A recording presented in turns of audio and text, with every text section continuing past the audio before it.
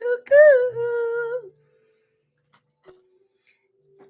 Aunt Maggie's on. It's 8 o'clock.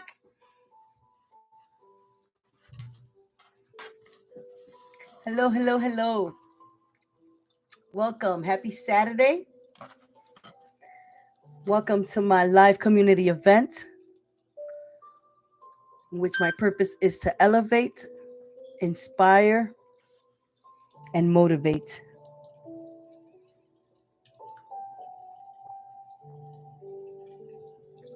I hope you guys are doing well. Hello, Elizabeth. In this lovely Saturday afternoon, Saturday evening actually is 8 o'clock. I don't know about you, but time seems to be flying.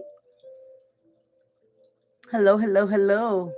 Welcome. As you coming in, if you can be too kind, please like, share, and comment. And go ahead and subscribe to that link. Hit that link and subscribe to my channel and put a thumbs up so you don't miss it. My name is What's up? How you doing, Brian? My name is Magda Annette Soto, aka Aunt Maggie. Your humble servant, your humble friend, here to help you in any shape, way, and form I can.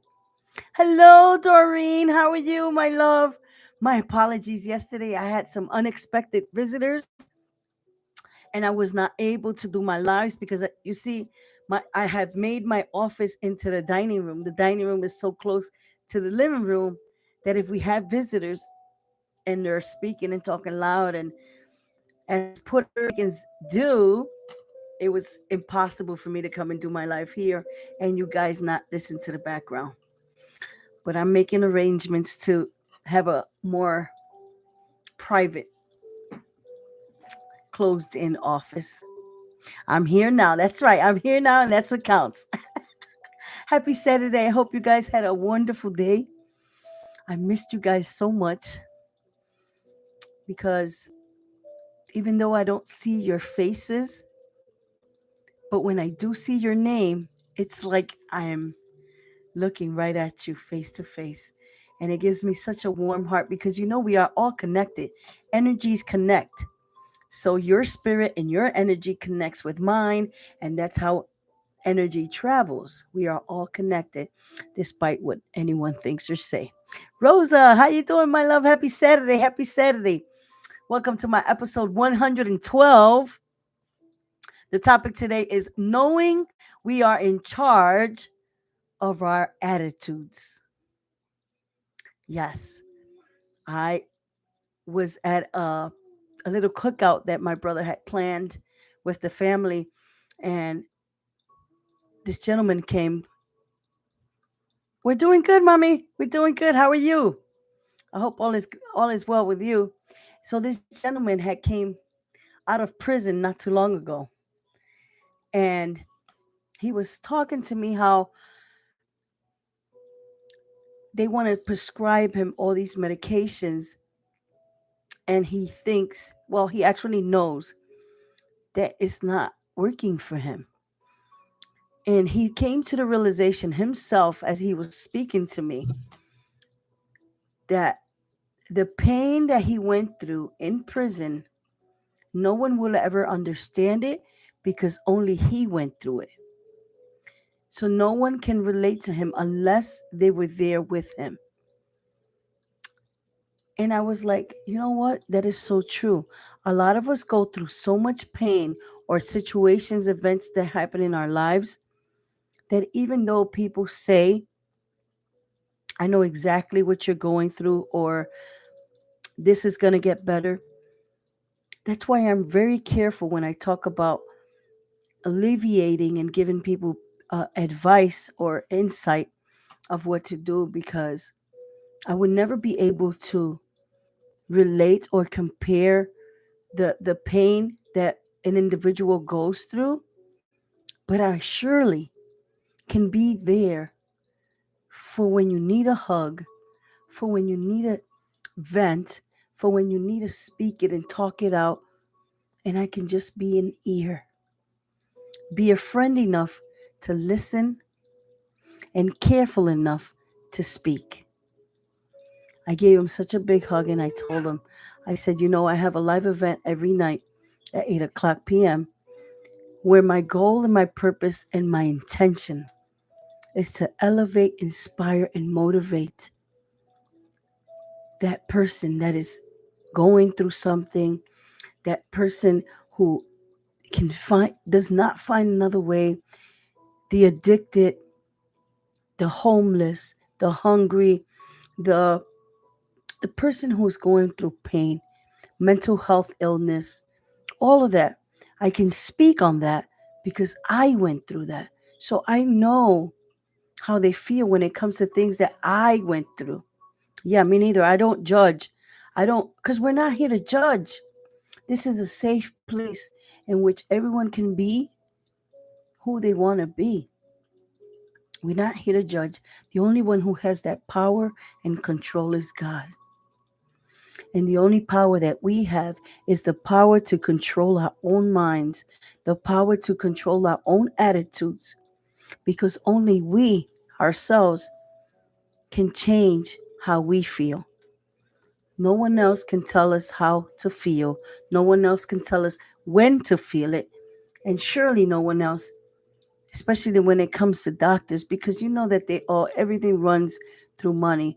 The more they subscribe, the more money they get. It's a game.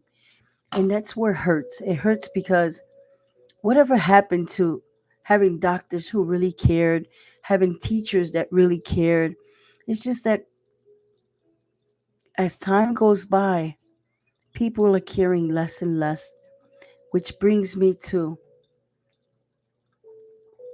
we have to be careful what we listen to, who we listen to, and what advice we're taking from others because we don't know other people's agenda.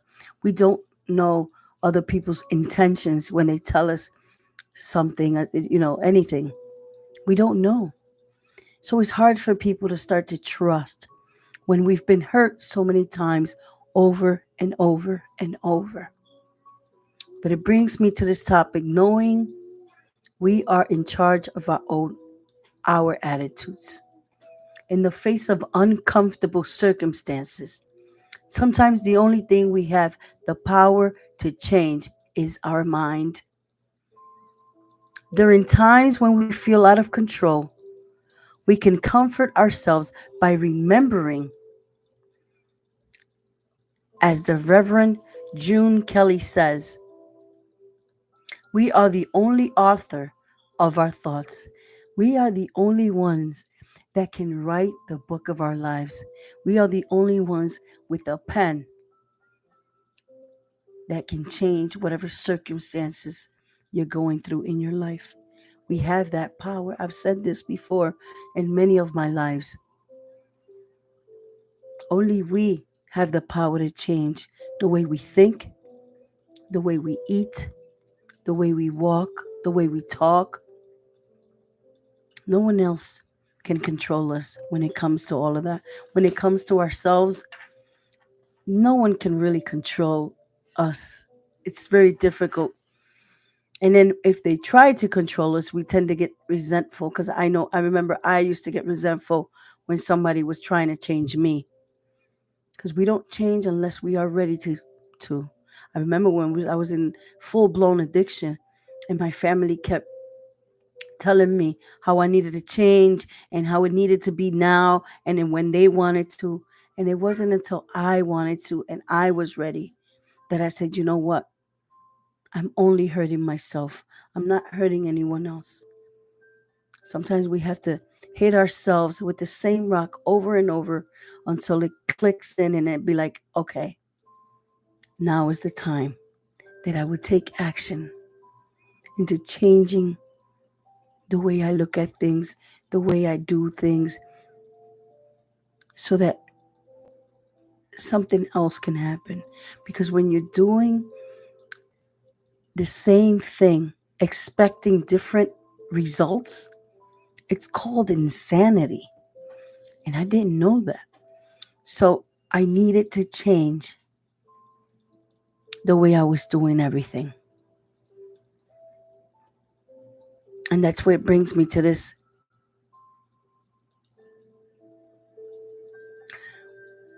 We are the only author of our thoughts, the only thinker in our lives. We are in charge of our attitudes. Since feelings are direct results of attitudes and thoughts, the ability to change our minds is one of our most precious and useful attributes. Society encourages us to be what is considered realistic, and there are even semi-derisive descriptions for those people with positive attitudes. Cockeyed, optimistic, Pollyanna, and ivory tower idealist, to name a few. But why is it cockeyed to be optimistic? Why isn't it a tendency to expect the best possible outcome wise rather than naive or stupid? A dedicated realist might answer that we are only setting ourselves up for disappointments when we habitually expect the best. I would respond by saying that a negative or pessimistic attitude masquerading as realism ensures us discouragement as we apprehensively wait for the axe to fall. Hi, Susie, ¿cómo está? So, if that gave you any encouragement, at the end it says, knowing we are in charge of our attitudes is one of the most life enhancing realizations we can come to. And then it says too, I am optimist and proud of it. I choose to expect the best. And that is one of my greatest affirmations that I put down too. I am so happy and grateful now that I am healthy. And I expect miracles to happen every single day, whether it's around me, whether it's with me, or around me or someone else. I expect to see miracles, meaning I want to witness a miracle.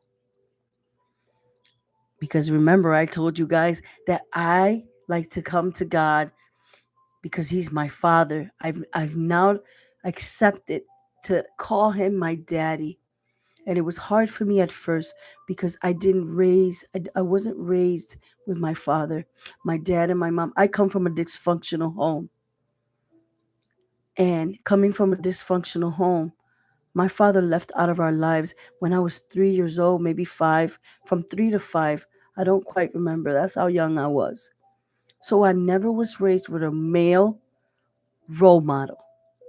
So I don't really know what a father does or how a father is to a daughter, which they say that the girls are tighter with their fathers than they are with their mothers. I do know that I was my daddy's princess. And just knowing that, I know that I am my papa, my daddy, my God. I am his princess as well. And sometimes he allows us to go through these tests, these trials, all this trouble,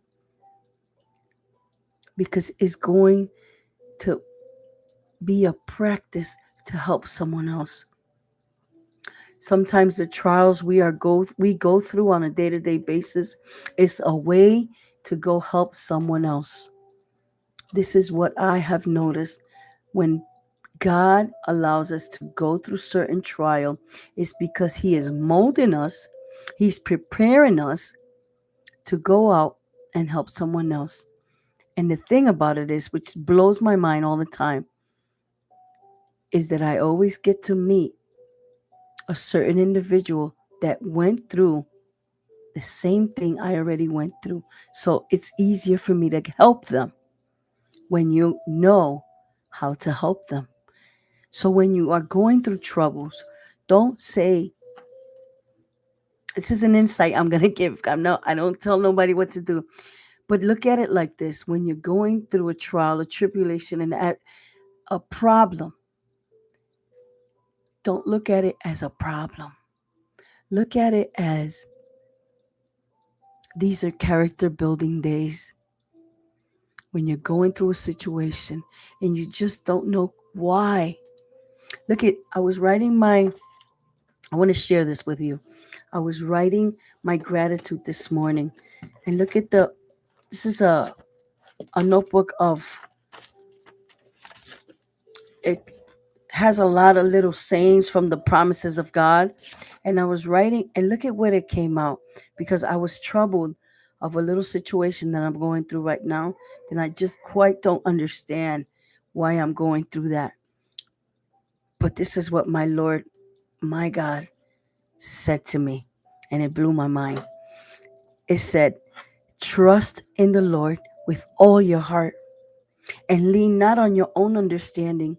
In all your ways, acknowledge him, and he shall direct thy paths. And that is in Proverbs chapter 3, verse 5 through 6. So you see, guys, family, when you're going through problems, don't lean on your own understanding. Instead, lean on God's understanding. If he is perfect and everything he does is perfect, and we are perfect in his image because we are the master's piece, because he did a masterpiece on us, always know that his plans are better than ours. And if we don't quite understand why we're going through a certain situation, maybe it's not for us to understand at this time, but we will when we see it down the road. We will be able to witness why he does certain things in the future. It is maybe not for us to understand today, but tomorrow comes the sunshine. Tomorrow comes a better day. So just hold on. Whatever it is you're going through, know that your blessing is coming. Know that your prayers will be answered, and he will give you the period of the sentence of the prayer that you are asking for. You may think, why me? And in his head, he's saying, why not you? You are my child. If you trust me, I will bless you beyond human understanding. And I will give you whatever you ever thought of or imagined. So when we live in that trust and have that faith in God, or whatever you want to believe in, as long as it's someone greater than you, trust and believe the process. Trust and believe that we're going to see a bigger, better, brighter day. He's not done with us yet. If we still are waking up with our eyes open, we have a heartbeat, he's not done with us yet. So I want to challenge you. Don't lean to your own understanding, but instead lean on God's, because his plan will always be better than ours. I'm going to leave you like I always get to leave you. If you believe, you can achieve. I love you. Happy Saturday. Go out there and trust in God that everything's going to be okay, and expect miracles. Because when you have the expectancy and something good is going to happen, something good will happen. I was in a meeting, and I heard all of them complaining. And I'm like, if they're complaining, what do you think they will start to attract? The same complaints, things to complain about. So, but when we change the way we look at things, the things we look at start to change. Really listen to that. Let it marinate and take it, put it in your heart, and act on that. Take it with you on a day-to-day life. Don't be weary. Be at rest, because your blessing is coming. I love you all. Don't forget, tomorrow's Sunday, and I'm bringing a powerful word tomorrow.